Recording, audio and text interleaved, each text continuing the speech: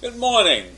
It's Tuesday, March 7th, and I have some terrible news for all of us this morning. It's not earth-shaking, and we've seen it coming for a long time, but Donald Trump has announced his run for the presidency.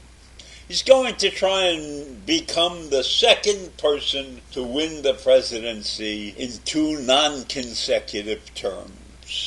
I think it was Grover Cleveland who did that way back in the 1920s or something like that. In any event, that's what Donald Trump is trying to do. And he made a speech down at Mar-a-Lago yesterday that in my mind was pretty pitiful. But he got roars and cheers from the people in the audience, so I guess he still has a large contingent of people who are willing to vote for him. And according to the stats that were released lately, Donald Trump running for president is at 63% of the Republican population, followed closely, I use that term very loosely, by Ron DeSantis, who was at somewhere at 23% or 25%.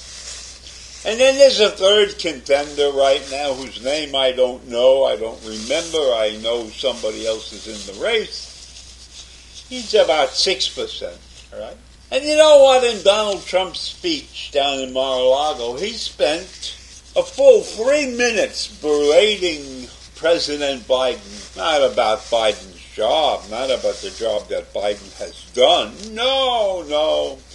Donald Trump proceeded to talk about Hunter Biden and Hunter Biden's laptop. Is that what campaign speeches are all about these days? Your opponent's son's laptop, which so far has yielded no evidence of wrongdoing, but nevertheless, Donald Trump chose to make a lot of fun and a lot of comments about Hunter Biden and how bad he was and how whining Joe Biden was over taking care of his evil son, It was like a comedy routine. And let us remember that the one comedy machine in this kind of election is Donald Trump himself. Of course, this will be his third run at the presidency. And he, in the first 2 runs, he did not win the popular vote. He beat Hillary Clinton by a narrow margin in the Electoral College. Let's not forget that. He hasn't been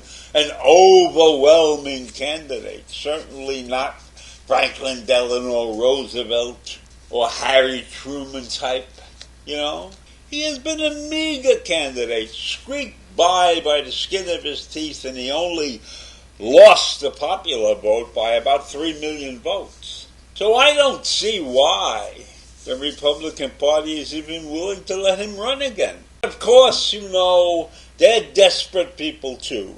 They want to maintain control of this country somehow.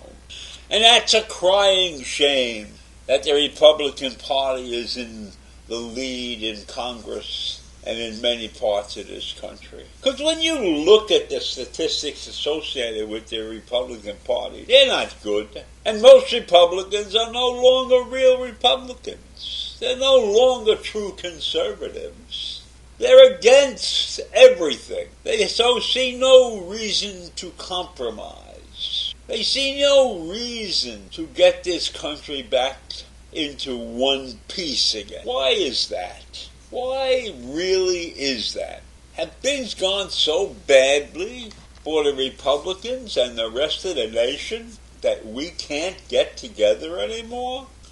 No, I don't believe that's the truth. I think there's an underlying issue in this country that we can't put our finger on. Why do we have solid red states who do all kinds of things to maintain power? And I'm talking about voting rights suppression and that kind of idiocy. So we're back to having a leading idiot running for president. And that's a shame. And you know what? He's an old man, too. Let us not forget that. This is not a young buck who's running for president. This is an old man, an out-of-shape old man. And yet, he has a large contingent that favor him. And we have seen the types of people that he's brought to the White House in his previous thing. COVID deniers, election deniers. Just the mere fact that he refused to accept his defeat in 2020 should be enough for the Republican Party to not allow him to run. He caused one of the greatest turmoils this country has ever seen when he declared that he had won the election and when he incited that mob to attack the Capitol. And he sat there watching it for 3 or 4 hours and did nothing to stop them. That in and of himself should disqualify this man for another run at the presidency. Do the people not remember that horrible event? Has it fallen short? Do we have those kinds of short memories? And we have now, sitting in Congress, people who are using that event to form committees and attack the Democrats for weaponizing, the weaponization of the federal government, as they claim. The weaponization of attacks against Republicans. And now the leader of that party is stepping up to run again after he brought these disasters upon us. That is ridiculous. He should not be allowed to run for the presidency. And what's taking so long with all of those cases that are being brought before the courts against him, those criminal cases? What's taking so long to end those cases? This is a mishmash that we don't need to deal with. And I'm even sorry that I had to talk about it this morning. But the mere fact that he gathers people around to listen to him is very upsetting. So I leave you with that this morning. Have a great day. Bye.